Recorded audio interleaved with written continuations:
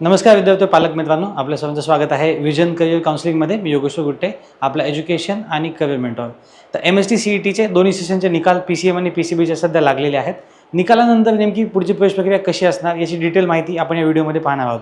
महाराष्ट्रामध्ये इंजिनिअरिंग करू इच्छिणाऱ्या सर्व विद्यार्थी आणि पालकांनी हा व्हिडिओ पाहायचा आहे, जेणेकरून प्रवेश प्रक्रिया सुरुवातीपासून शेवटपर्यंत कशी कशी असणार आहे, त्यामध्ये कुठले महत्त्वाचे टप्पे असणार आहेत, ही सगळी माहिती आपण या व्हिडिओमध्ये पाहणार आहेत. सर्वांनी ह्या व्हिडिओला पाहायचे आणि जास्तीत जास्त विद्यार्थी आणि पालकांपर्यंत शेअर करायचे, जेणेकरून इंजिनिअरिंग ॲडमिशन प्रक्रियेतली कुठली चूक आपल्याकडनं होणार नाही. तर चला सुरुवात करूया. सगळ्यात पहिल्यांदा यावर्षी निकालानंतर प्रोसेस कशी असणार आहे इथे आपण बघू शकता. आपण सिरियली सगळ्या स्टेप्स दिलेल्या आहेत. सगळ्यात पहिल्यांदा आपला MST CETचा निकाल जो की आता लागलेला आहे. त्यानंतर येत्या 2 ते 3 दिवसामध्ये, जसं की आत्ता आपल्याकडे 19-20 जून आपल्याकडे तारीख आहे, 25 जूनच्या आधी आपल्याकडे ॲडमिशन प्रक्रियेची नोंदणी चालू होऊ शकते. त्याचं वेळापत्रक CET सेलच्या वेबसाईटवर येतं. जिथे आपण CETचा एक्झाम फॉर्म भरला त्याच वेबसाईटवरती आपली काउन्सिलिंग होणार आहे. सगळ्यात पहिल्यांदा तुम्हाला त्या वेबसाईटवरती प्रक्रियेचं वेळापत्रक येणार. त्यानंतर तुम्हाला तिथे नोंदणी करायची आहे. नोंदणी करण्यासाठी सगळ्यांना एक 10 ते 12 दिवसाचा वेळ दिलेला असतो. त्या इथे तुम्हाला दिसेल की सगळ्यात पहिल्यांदा रजिस्ट्रेशन आणि डॉक्युमेंट अपलोड. एक्झाम फॉर्ममध्ये आपण जी काही माहिती भरली होती त्यामध्ये काही दुरुस्ती असेल तरी सगळी दुरुस्ती आपण इथे करू शकतो नोंदणी करताना. एक्झाम फॉर्ममध्ये आपण आपली कॅटेगरी चुकवली असेल, डेट ऑफ बर्थ चुकवली असेल, काही जरी चुकलं असेल, ह्या सगळ्या गोष्टी आपण पुढील प्रोसेसमध्ये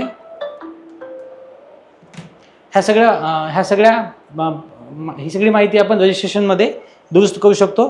आता जी माहिती आपण रजिस्ट्रेशनमध्ये भरली ती माहिती आपल्याला कुठल्या ना कुठल्या प्रकारे व्हेरीफाय करायची आहे. आपण CETच्या एक्झाम फॉर्ममध्ये भरलेली माहिती आता पुढे पास होत नाही. आपल्याला सर्व माहिती नव्याने भरावी लागते. त्यामध्ये आपले बेसिक डिटेल्सपासून आपले 10वी-12वीचे मार्क्स, ही सगळी माहिती आपल्याला परत भरावी लागते. त्याच्या पुढच्या टप्प्यामध्ये तुम्ही जी माहिती भरलेली आहे त्या माहितीला व्हेरीफाय करणं गरजेचं आहे. इथे तुम्हाला 4थ्या स्टेपमध्ये दिसेल E-verification of documents and scrutiny. यामध्ये 2 स्टेप ॲक्च्युली आहेत, ई-व्हेरिफिकेशन आणि फिजिकल व्हेरिफिकेशन. यापैकी कुठल्याही पद्धतीने आपल्याला आपला फॉर्म व्हेरीफाय करून घ्यावा लागतो. यामध्ये बघा, निकाल लागल्यानंतर नोंदणीची तारीख येते. त्यानंतर नोंदणीसाठी एक 10 ते 15 दिवस तुम्हाला दिले जातात. पॅरलली तुमचं व्हेरिफिकेशन देखील चालू असतं. थोडे नोंदणीच्या डेटच्या अजून काही दिवस पुढे तुम्हाला व्हेरिफिकेशनची तारीख दिली जाते. या दिवसांमध्ये तुम्ही जो फॉर्म भरलेला आहे तो व्हेरीफाय करून घ्यायचा. त्याच्या 2 पद्धती, ई-व्हेरिफिकेशन आणि फिजिकल व्हेरिफिकेशन. ई-व्हेरिफिकेशनमध्ये आपण फक्त OTP टाकून फॉर्म सबमिट करायचा. कुठली ना कुठली ऑनलाईन टीम तुमचा फॉर्म व्हेरीफाय करते, त्यातली माहिती चेक करते. त्यामध्ये जर काही चूक आढळली तर ते तुम्हाला नोटिफाय करतात, तुमच्या लॉगिनमध्ये तुम्हाला दिसतं. यापेक्षा बेटर ऑप्शन काय आहे? Physical verification. आपल्या आजूबाजूला जेवढे काही इंजिनिअरिंग कॉलेज असतील, ऑलमोस्ट सगळ्या इंजिनिअरिंग कॉलेजमध्ये आपल्याकडे फॅसिलिटेशन सेंटर दिलेले असतात. त्याला आपण FC सेंटर म्हणतो किंवा ARC सेंटर पण त्याला म्हणलं जातं. ह्या कुठल्याही FC सेंटरमध्ये जाऊन तुम्ही तुमचा फॉर्म फिजिकली व्हेरीफाय करू शकता. बेटर हे असतं की आपण नोंदणी केल्यानंतर आपण भरलेली माहिती आधी स्वतः चेक करायची, त्यानंतर ती माहिती FC सेंटरला जाऊन आपण व्हेरीफाय करून आणायची. माहिती व्हेरीफाय केल्यानंतर काय होतं, तुमची माहितीमध्ये काही दुरुस्ती असेल तर ती दुरुस्ती केली जाते. समजा फॉर्ममध्ये तुमचे मार्क्स चुकलेले आहेत पण व्हेरिफिकेशनमध्ये तुम्ही बघताय की मार्क्स वाढलेले आहेत किंवा कमी झालेले आहेत, ते तुमची दुरुस्ती त्यामध्ये करण्यात येते. आणि त्यानंतर जे काही विद्यार्थ्यांनी आतापर्यंत म्हणजे दिलेल्या वेळेमध्ये नोंदणी केलेली आहे आणि व्हेरिफिकेशन केलेलं आहे, ह्या सगळ्या विद्यार्थ्यांची, जे महाराष्ट्रामध्ये इंजिनिअरिंग करू इच्छिणाऱ्या सगळ्या विद्यार्थ्यांची प्रोव्हिजनल मेरिट लिस्ट लागते.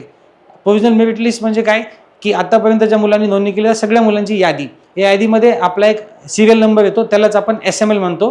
काउन्सिलिंगच्या दृष्टिकोनातून हा SML महत्त्वाचा असतो. हा तुम्हाला इथे येतो. आता प्रोव्हिजनल मेरिट लिस्टमध्ये काय असतं, आपण जी माहिती भरली त्या सगळ्या माहितीमधलं ज्या माहितीच्या आधारे तुमचं ॲडमिशन होणार आहे, ज्या माहितीच्या आधारे तुमचा रँक डिसाईड केला जाणार आहे, तो रँक डिसाईड करण्यासाठीची सगळी माहिती तुम्हाला प्रोव्हिजनल मेरिट लिस्टमध्ये पाहायला मिळते. जसं की तुमचं नाव, तुमचं जेंडर, तुमची कॅटेगरी, तुमचे JEEचे मार्क्स, तुमचे CETचे मार्क्स, तुमचे 12वीचे मार्क्स, तुमचे 10वीचे मार्क्स आणि सब्जेक्ट वाईज मार्क्स तुम्हाला पाहायला मिळतात.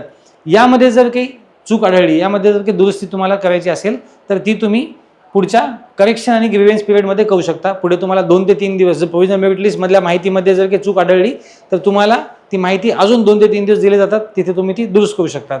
ओके.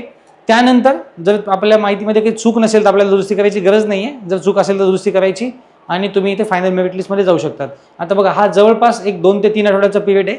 यामध्ये तुमच्याकडे काही कागदपत्र नसतील, काही कागदपत्राच्या पावत्या असतील, त्या आपण अपलोड करू शकतो आणि जवळपास फायनल मेरिट लिस्ट अपडेट व्हायच्या आधी आपण आपल्या अर्जामध्ये दुरुस्ती करू शकतो. काही डॉक्युमेंट्स नंतर दिले तरी चालतात, पण माहितीसाठी जे बेसिक डॉक्युमेंट्स तुम्ही म्हणजे जरी एखाद्या वेळेस तुम्हाला रजिस्ट्रेशनपर्यंत एखादा डॉक्युमेंट नाही आहे पण करेक्शनपर्यंत तो डॉक्युमेंट तुमच्याकडे आलेला असेल तर तो तुम्ही अपडेट करू शकतात. आणि त्यानंतर फायनल मेरिट लिस्ट लागते.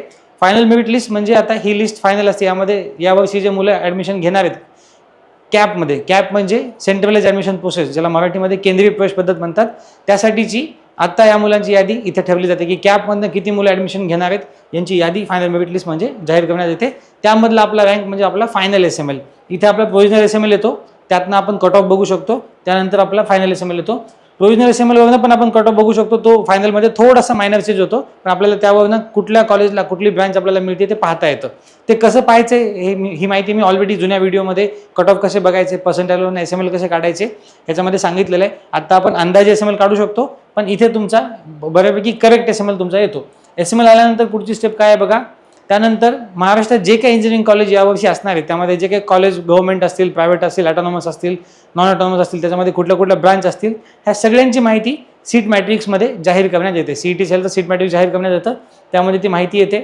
आणि त्यानंतर तुम्हाला 2 ते 3 दिवसाची विंडो देण्यात येते ती कॅप राऊंड 1चा ऑप्शन फॉर्म भरण्यासाठी. ह्या आधीच्या 3 आठवड्यामध्ये आपण नोंदणी करायची, व्हेरिफिकेशन करून घ्यायचे आणि आपल्याला कॉलेजची यादी नेमकी कशी द्यायची याच्याबद्दलची चर्चा करून आपली यादी आपण तयार ठेवायची आहे. त्यानंतर आपण कॅप राऊंड 1चा ऑप्शन फॉर्म भरू शकतो. इथे आपण बघू शकता की कॅप राऊंड 1चा ऑप्शन फॉर्म फिलिंग तुम्ही 3 दिवसासाठी दिली असते. त्यानंतर नेक्स्ट डे किंवा 1 ते 2 दिवसामध्ये तुमचं कॅप राऊंड 1चं अलॉटमेंट केलं जातं. आता अलॉटमेंट नंतर पुढे काय होतं, अलॉटमेंट झाल्यानंतर बघा इथे आपण काय केलं, फॉर्म भरताना माहिती व्हेरीफाय केली, त्यानंतर प्रोव्हिजनल मेरिट लिस्ट नंतर पण माहिती व्हेरीफाय केली. आता प्रोव्हिजनल फायनल मेरिट लिस्ट लागली, आपण ऑप्शन फॉर्म भरले. त्यानंतर अजून एक महत्त्वाची स्टेप असते, जेव्हा पहिल्यांदा तुम्हाला सीट लागतं किंवा तुम्हाला एखादं सीट अलॉट होतं त्यानंतर सेल्फ व्हेरिफिकेशन आपल्याकडे असतं. सेल्फ व्हेरिफिकेशन म्हणजे आता देखील तुमच्या माहितीमध्ये जर एखादी चूक आढळली तर तुम्ही ती सेल्फ व्हेरिफिकेशनमध्ये करेक्ट करू शकता.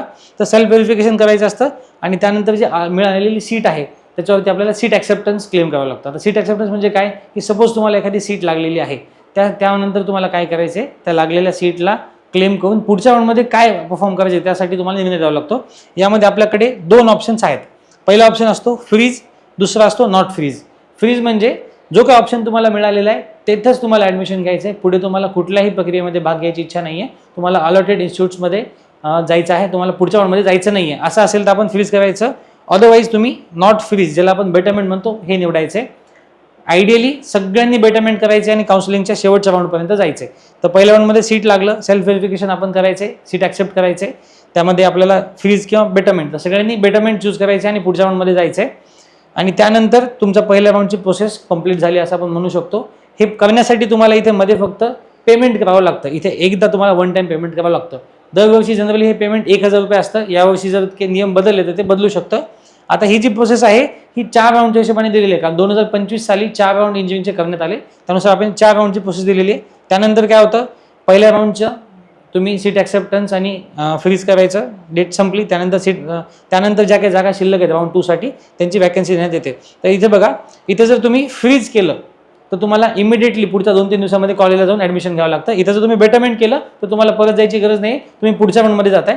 पुढच्या राऊंडमध्ये गेल्यानंतर काय करायचं आपल्याला, पुढच्या राऊंडमध्ये गेल्यानंतर पुढच्या राऊंडचं सीट मॅट्रिक्स येणार, त्यानंतर परत त्याचा ऑप्शन फॉर्म भरायचा, परत सीट अलॉटमेंट होणार.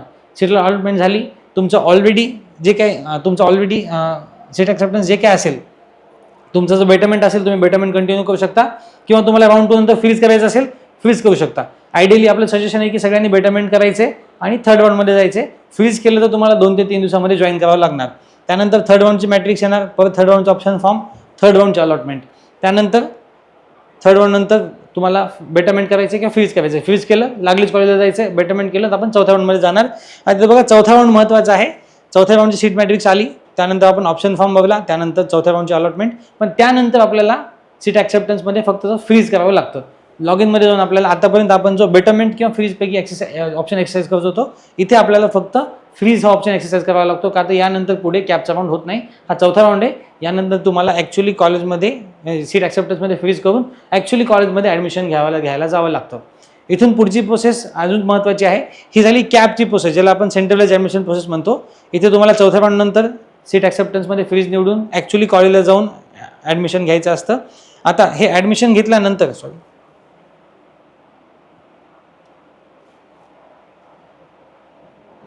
हे ॲडमिशन घेतल्यानंतर जेव्हा तुमचं चौथ्या राऊंडचं ॲडमिशन पूर्ण होतं, चौथ्या राऊंड नंतरच्या ॲडमिशनच्या लास्ट डेट नंतर अजून एकदा जी काही वॅकन्सी शिल्लक आहे ती वॅकन्सी जाहीर करण्यात येते आणि त्या वॅकन्सीच्या आधारे इन्स्टिट्यूट लेवल, ज्याला आपण अगेन्स्ट कॅप राऊंड म्हणतो, ते कंडक्ट करण्यात येतं, ज्याला आपण स्पॉट राऊंड देखील म्हणतो. तर त्यानंतर एक 7 ते 8 दिवसाची विंडो देण्यात येते. त्या विंडोमध्ये तुम्हाला आता इथे जिथं कुठे 4 राऊंडमध्ये ॲडमिशन लागलेलं आहे त्या कॉलेजमध्ये ॲडमिशन घ्यायचं आहे. त्यानंतर जी वॅकन्सी तुम्हाला दिसते त्या वॅकन्सीसाठी त्या रिस्पेक्टिव्ह कॉलेजमध्ये प्रत्यक्ष किंवा ऑनलाईन पद्धतीने अर्ज करायचा असतो आणि त्यानंतर जर तुम्हाला स्पॉट राऊंडमध्ये एखाद्या कॉलेजमध्ये ॲडमिशन अलॉट झालं तर तुम्ही कॅपमध्ये मिळालेलं कॉलेज ॲडमिशन कॅन्सल करून त्या राऊंडमध्ये जाऊ शकतात. सध्या ओव्हरऑल प्रोसेस अशी आहे, जसं जसं कॅप संपत येईल तसं आपण डिटेल इन्स्टिट्यूट लेवल ॲडमिशनबद्दल बघूया. इन्स्टिट्यूट लेवलमध्ये कॅपमधनं शिल्लक राहिलेल्या जागा आणि मॅनेजमेंटच्या जागा ह्या दोन्ही जागांचं वाटप केलं जातं. कॅपमधनं शिल्लक राहिलेल्या जागा ज्या असतात त्यांना तुम्हाला कॅपसारखीच फीस लागते, पण मॅनेजमेंटच्या ज्या जागा असतात त्यांना संस्था डोनेशन किंवा 3 टाईम फीसपर्यंत चार्ज करू शकते. यामध्ये मागच्या वर्षीपासून काही नियम बदललेले आहेत, ते आपण पुढे पाहणारच आहोत मागच्या वर्षीचे नियम काय बदलले आहेत ते. पण सध्या ओव्हरऑल प्रोसेस काय असणार आहे, जवळपास या प्रोसेसला आपण पहिल्या राऊंडचा ऑप्शन फॉर्म देईपर्यंत जवळपास 3 ते 4 आठवडे म्हणजे एका महिन्याचा वेळ लागतो आणि पहिल्या राऊंड नंतर 4 राऊंड संपायला अजून 4 आठवडे, हे जवळपास 1.5 ते 2 महिने चालणारी प्रोसेस आहे. ह्या प्रोसेस कशी असणार आहे हे सगळ्यांनी माहिती करून घ्यायची, जेणेकरून कुठल्या टप्प्याला आपल्याला काय करायचं आहे. इथे बघा, इथे महत्त्वाचं काय, ऑप्शन फॉर्म भरला, सीट अलॉटमेंट झालं तर लॉग इन करून आपण ते ॲक्सेप्ट करणं आणि बेटरमेंट करणं गरजेचं आहे. फ्रीज जर आपण केलं तर कॉलेजला जाणं गरजेचं आहे. ह्या महत्त्वाचे टप्पे तुम्हाला माहीत पाहिजेत. डॉक्युमेंट, आता तुम्ही नोंदणी करताना जर एखाद्या डॉक्युमेंटची पावती दिलेली असेल, फॉर एक्झाम्पल तुम्ही कास्ट व्हॅलिडिटी किंवा कास्ट नॉन क्रिमिनल सर्टिफिकेटची तुम्ही पावती दिली असेल तर ती पावती तुम्ही कधी द्यायची आहे, ॲक्च्युली फिजिकल रिपोर्टिंग जी आहे 4 राऊंड नंतर जे actually report to the institute 25व्या स्टेपच्या आधी तुम्हाला तुमची ॲक्च्युअल डॉक्युमेंट द्यावे लागतात. जर तुमच्याकडे नॉन क्रिमिनलची पावती असेल तुम्हाला ॲक्च्युअली ओरिजिनल सर्टिफिकेट सबमिट करावं लागतं. जर तुम्ही व्हॅलिडिटीची पावती दिली असेल, आयडियली व्हॅलिडिटी तुम्हाला चौथ्या राऊंडच्या जॉईनिंगच्या आधी कॉलेजमध्ये जमा करावी लागते. इन केस याच्यामध्ये तुम्हाला तारीख वाढवून देण्यात आली, वेळ वाढवून देण्यात आली, त्याचं नोटिफिकेशन गव्हर्नमेंट जाहीर करतं, ते आम्ही पण तुमच्यापर्यंत पोहोचू. पण सध्या तरी असे अजून करून चालायचे की आपल्याकडे जे काही पावत्यांवरती आपण ॲडमिशन घेणार आहेत, डॉक्युमेंटच्या पावत्या आपण देणार आहेत, त्यामध्ये 2च गोष्टींच्या पावत्या आपण देऊ शकतो, ॲक्च्युली 3. त्यामध्ये caste validity certificate, non criminal certificate किंवा EWS सर्टिफिकेट यांची आपण पावती देऊ शकतो. बाकी सर्टिफिकेटच्या पावत्या प्रक्रियेमध्ये चालत नाहीत. पण पावत्या जर आपण दिल्या असतील तर त्या 25व्या स्टेपच्या आधी म्हणजे चौथ्या राऊंडच्या जॉईनिंगच्या आधी आपल्याला जमा कराव्या लागतात.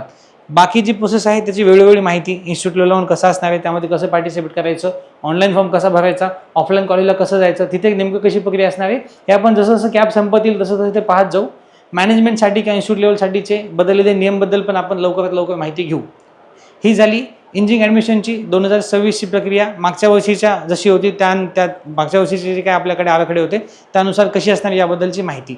इंजिनिअरिंग ॲडमिशनच्या अशाच माहितीपूर्ण अपडेटसाठी वेळोवेळी पाहत राहा विजन करिअर काउन्सिल. थँक्यू.